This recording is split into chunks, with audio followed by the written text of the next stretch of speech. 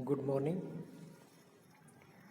आज हम शुरू करेंगे क्वांटम मैकेनिक्स के अंदर नेक्स्ट चैप्टर मॉलिक्यूलर स्पेक्ट्रोस्कोपी, आणविक स्पेक्ट्रोस्कोपी यानी अणुओं से निकलने वाला स्पेक्ट्रम।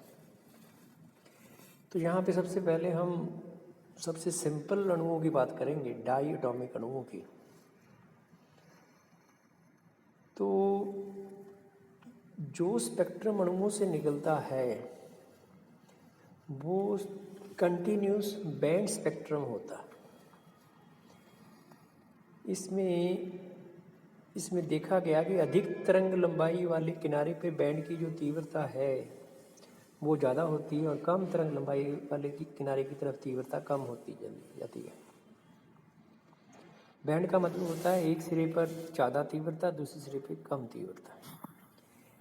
प्रत्येक बैंड में बहुत अधिक मात्रा में स्पेक्ट्रमी रेखाएं होती हैं और बहुत नज़दीक होती हैं, बहुत क्लोजली पैक्ड होती हैं। और साधारणतया किसी भी साधारण स्पेक्ट्रोमीटर से इनको अलग अलग करके नहीं देखा जा सकता। और जैसा ये बताया गया था कि अधिक तरंग लंबाई वाले किनारे की रेखाएं अधिक नज़दीकी से पैक्ड होती हैं और कम तरंग लंबाई वाली जो है वो हल्की होती हैं, थोड़ी फेड होती हैं। इस तरह का स्पेक्ट्रम जो है वो अणुओं में पाया जाता है। स्पेक्ट्रम जो है वो प्रायोगिक दृष्टि से तीन क्षेत्रों में प्राप्त होते हैं। एक्सट्रीम इंफ्रारेड रीजन यानी लाल रंग से बहुत परे, जिसको चरम अवरक्त क्षेत्र कहते हैं, यानी 1 सेंटीमीटर से लेकर के 0.1 mm तक। इसमें जो मौजूद या संक्रमण वाले फोटोन की जो ऊर्जा है वो बहुत कम होती है, लगभग 10⁻³ इलेक्ट्रॉन वोल्ट के आसपास।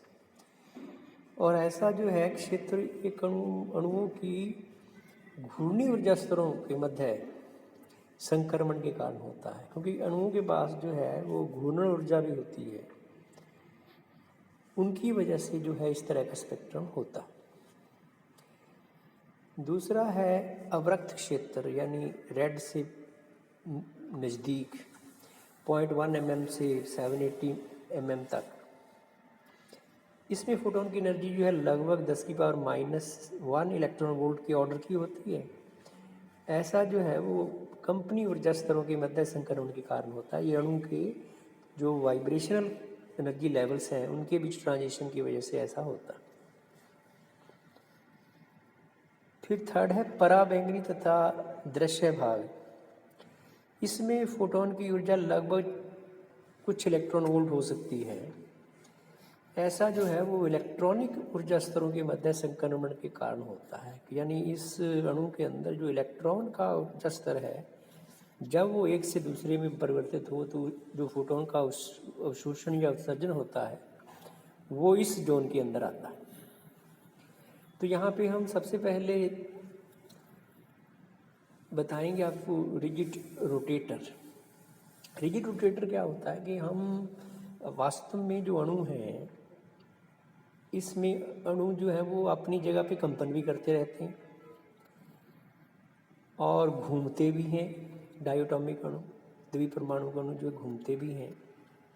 इसके अलावा इनकी ऊर्जा स्तर भी होते हैं इलेक्ट्रॉन के। तो हमें इन तीनों ही तरह की गतियां जो है वो उनको समझना पड़ेगा। तो सबसे पहले हम ये मानते हुए कि दोनों अणुओं के बीच की दूरी जो है वो फिक्स रहती है। ये देखिए, ये एजम्पशन है, माना है हमने। वास्तव में ऐसा नहीं होता। वास्तव में जो दोनों के बीच की दूरी है ये एक्चुअली टेम्परेचर पर निर्भर करती है। यदि टेम्परेचर ज़्यादा हो जाए तो ये कंपन गति जो है वो बहुत ज़्यादा बढ़ जाती है।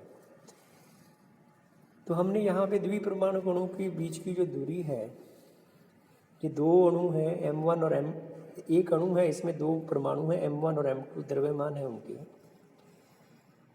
मान लीजिए द्रव्यमान केंद्र है बीच में कहीं, वहाँ पर M1 की जो दूरी है वो R1 है और M2 की दूरी जो है वो R2 है। तो द्रव्यमान केंद्र की जो परिभाषा है वो है m1r1 is equal to m2r2।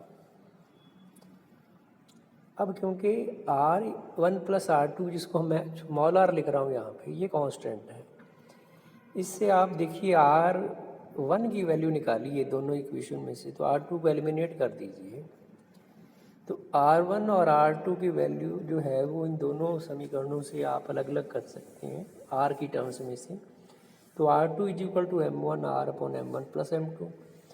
इसी तरह से r1 जो है वो m2r upon m1 plus m2। वह अक्ष जो द्रव्यमान केंद्र के लंबवत गुजरता है के सापेक्ष द्विपरमाणु अणु का आघूर्ण, ये जो रिजिड रोटेटर है, ये जो घूर्णन गति करता है वो इस द्रव्यमान केंद्र के अराउंड आप इसकी गति को समझ सकते हैं।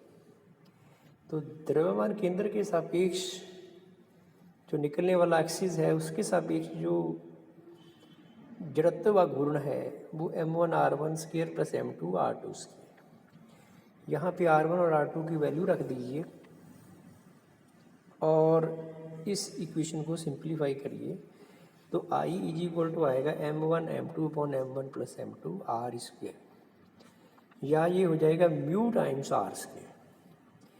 म्यू को यहाँ पे कहते हैं रिड्यूस्ड मास, सम्मानित द्रव्यमान, यानी दो परमाणुओं से मिलकर के जो आपका अणु बना है उसकी जो जड़त्व व घूर्ण है I, वो बराबर होगा mu times r square. Mu reduced mass है, और यदि आप इस घूर्णन की वजह से उसकी गति ऊर्जा निकाल लें तो वो होगी 1/2 I ओमेगा स्क्वायर। तो ये है घूर्णन गति ऊर्जा रिजिड रोटेटर की। अब देखिए इस ऊर्जा के मान को जो घूर्णन गति कर रहा है, हम इस प्रॉब्लम को श्रोडिंगर इक्वेशन में रख करके फिर हम देखेंगे कि इस कण की जो, इस अणु की जो गतिज ऊर्जा है उसकी क्या क्या मान संभव हैं, और जो मान भी संभव हैं उनसे ऊर्जा का स्पेक्ट्रम किस तरह का आएगा, वो कैलकुलेशन हम श्रोडिंगर इक्वेशन को सॉल्व करके ही निकालेंगे।